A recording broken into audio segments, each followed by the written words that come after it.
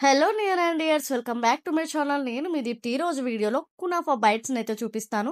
వాటికి కావాల్సిన ingredients dark compound, orange colour ప్యాకెట్లో ఉంది మిల్క్ కాంపౌండ్. సో ఇవైతే రెండు మనకి ఎక్కడ దొరుకుతాయి ఏంటి అనేది వీడియో ఎండ్లో చెప్తాను. ఇవి వచ్చేసి మౌల్డ్స్, మీకు నచ్చిన షేప్స్ పర్చేస్ చేయొచ్చు. ఆఫ్లైన్ స్టోర్స్లో లేదా ఆన్లైన్ స్టోర్లో తీసుకోవచ్చు. ఇవి వచ్చేసి పిస్తా షెల్ అంతా తీసాక 50 గ్రామ్స్ ఉంది. అందులో హాఫ్ షుగర్ తీసుకోవాలంటే 25 గ్రామ్స్. ఇది డార్క్ కాంపౌండ్, ఇది 125 గ్రామ్స్ తీసుకుంటున్నాను. సో చిన్న చిన్న పీసెస్గా కట్ చేసేసుకోవాలి.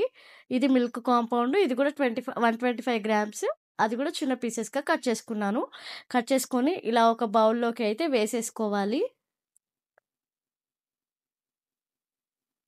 ఇలా రెండు ఒక బౌల్లోకి వేసేసుకొని డబుల్ బాయిల్డ్ మెథడ్లో అయితే మొత్తం కరిగించేసుకోవాలి.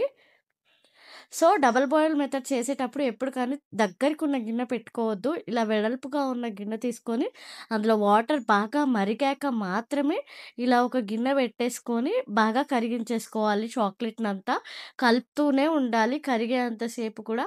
ఈ చాక్లెట్సే కాదు, మీరు చాలా టైప్స్ ఆఫ్ చాక్లెట్స్‌ని ఇంట్లోనే మేక్ చేసుకోవచ్చు. తర్వాత మరొక గిన్నె తీసేసుకొని అందులో 20 గ్రామ్స్ ఆఫ్ బటర్ వేసేసుకొని 80 గ్రామ్స్ ఆఫ్ ఇలా సన్న సేమియా అయితే దొరుకుతుంది మనకి బయట సూపర్ మార్కెట్స్‌లో.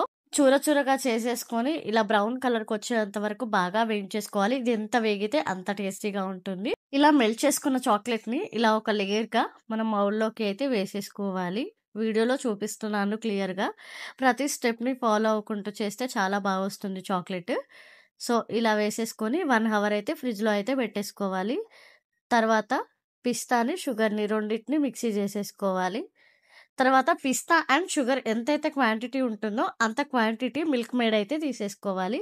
So 50 grams pista and 25 grams sugar కాబట్టి నేను 75 గ్రామ్స్ మిల్క్ మేడ్‌ని అయితే తీసేసుకుంటున్నాను. పిస్తా అండ్ షుగర్ మిక్స్ చేసిన పౌడర్‌లోకి ఇందులోకి అయితే యాడ్ చేసేసుకొని మళ్ళొకసారి మిక్సీ అయితే చేసేసుకోవాలి. సో ఈ పేస్ట్‌నంతా సేమియాలోకి, అంటే వేయించిన సేమియా ఉంది కదా, అందులోకి వేసేసుకొని బాగా మిక్స్ చేసేసుకోవాలి. ఈ చిన్న చిన్నగా బైట్స్ ఎందుకు చేసుకోవాలి అంటే తిన్నప్పుడు వెంటనే అయిపోతుంది.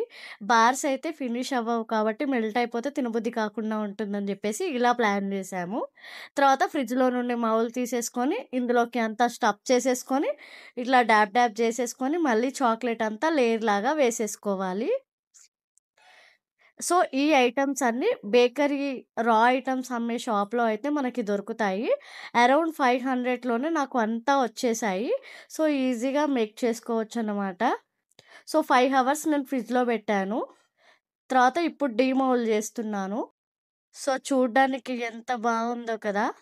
పైన చాక్లెట్, కింద చాక్లెట్, మధ్యలో కునాఫా పేస్ట్ ఏదైతే ఉందో అది గట్టిగా అయిపోయింది.